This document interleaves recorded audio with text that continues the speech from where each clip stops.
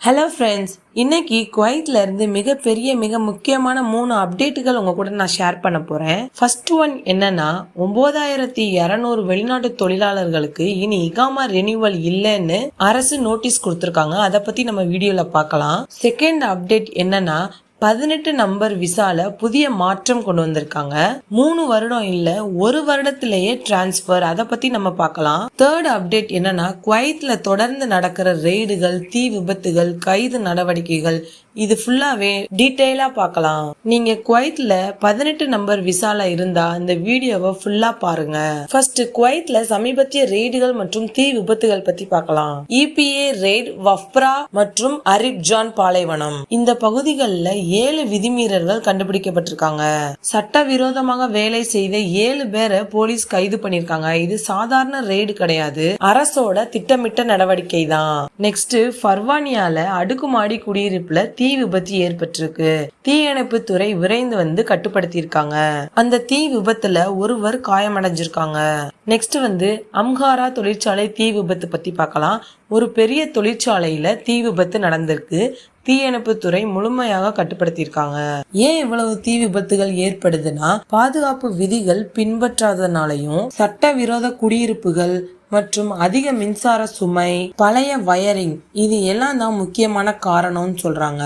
Next 18 number visa பழைய விதி மற்றும் புதிய விதிகள் பத்தி பார்க்கலாம். குவைத்ல 18 நம்பர் விசா 3 வகையா இருக்கு. ஸ்மால் ப்ராஜெக்ட் விசா, அதாவது சிறிய நிறுவனத்துக்கான விசா. செகண்ட் பாத்தீங்கன்னா ப்ராஜெக்ட் விசா, ப்ராஜெக்டோட அடிப்படையில இருக்க visa. Third registered company visa, பெரிய நிறுவன விசா. முன்னாடி என்ன விதி இருந்துச்சுன்னா, 18 நம்பர் விசால பெரிய நிறுவனத்துல வேலை செஞ்சாங்கன்னா 3 வருஷம் முடிஞ்ச பிறகுதான் டிரான்ஸ்பர் செய்ய முடியும். 3 வருடத்துக்கு முன்னாடி வேறு நிறுவனத்துக்கு மாற முடியாது. கஃபீலோட அனுமதி இல்லாம மாற முடியாது. குவைத் அரசு கொண்டு வரப்போகும் புதிய திட்டம் என்னன்னா, 1 வருடம் முடிந்தாலே டிரான்ஸ்பர் பண்ணிக்கலாம் சொல்றாங்க. 3 வருடம் காத்திருக்க வேண்டிய அவசியம் இல்லை. இது பிரைவேட் செக்டார், தனியார் நிறுவனங்களுக்கு பொருந்தும். இந்த சட்டம் எப்போல இருந்து அமலுக்கு வரப்போகுது அப்படின்னா, இந்த சட்டம் இன்னும் முழுமையா நடைமுறைக்கு வரல, ஆனா இறுதி ஒப்புதல் நிலையில இருக்கு. இந்த சட்டம் யாருக்கெல்லாம் பொருந்தும்னு பாத்தீங்கன்னா, பாஸ்போர்ட், இகாமா செல்லுபடியாக இருக்கணும், புதிய நிறுவனம் உங்களை எடுக்கிறதுக்கு தயாராக இருக்கணும் அப்படின்னா இந்த சட்டம் உங்களுக்கு பொருந்தும். ஸ்மால் ப்ராஜெக்ட் 18 நம்பர் விசால இருக்கிறீங்க அப்படின்னா, உங்க நிறுவனம் ரிலீஸ் கொடுத்தா நீங்க வேற நிறுவனத்துக்கு மாறிக்கலாம். ஒரே கேட்டகரி நிறுவனமா இருக்கணும்னு சொல்லியிருக்காங்க.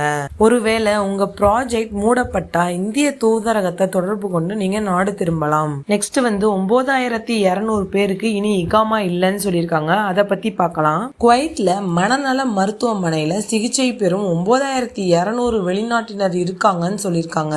குவைத் அரசு என்ன முடிவு பண்ணிருக்காங்கன்னா, இவங்களுக்கு இனி இகாமா ரெனிவல் செய்யப்படாதுன்னு சொல்லியிருக்காங்க. இவங்களுடைய சிகிச்சை முடிஞ்சதும் நேரடியா அவங்கள நாடு கடத்திடுவாங்க. எந்த நாட்டினரா இருந்தாலும் பரவாயில்லை, இந்தியா, பாகிஸ்தான், பங்களாதேஷ், நேபாளம், இலங்கை அனைவருக்கும் ஒரே விதிதான். குவைத் அரசு ஏன் இந்த முடிவு எடுத்திருக்காங்கன்னா, மருத்துவ செலவு அதிகமாகிறதுனாலையும், பாதுகாப்பு காரணங்கள் குறித்தும், தொழிலாளர் சட்ட சீரமைப்புக்காகவும், சட்டவிரோதமாக தங்கியவர்களோட எண்ணிக்கை அதிகரிச்சதுனாலையும் தான் குவைத் அரசு இந்த முடிவு எடுத்திருக்காங்க. ஃப்ரெண்ட்ஸ், சட்டப்படி வேலை பாருங்க. இகாமா எக்ஸ்பைரி ஆயிருச்சுன்னா அதை உடனே ரெனியூவல் பண்ணிருங்க. உங்களுடைய இகாமா காலாவதி ஆக விடாதீங்க. தேவையில்லாத ரிஸ்க் எடுக்காதீங்க. ஃப்ரெண்ட்ஸ், இந்த வீடியோ உங்களுக்கு ரொம்ப யூஸ்ஃபுல்லா இருக்கும்னு நினைக்கிறேன். மறக்காம நம்ம சேனலை சப்ஸ்கிரைப் பண்ணிக்கோங்க. தேங்க்யூ.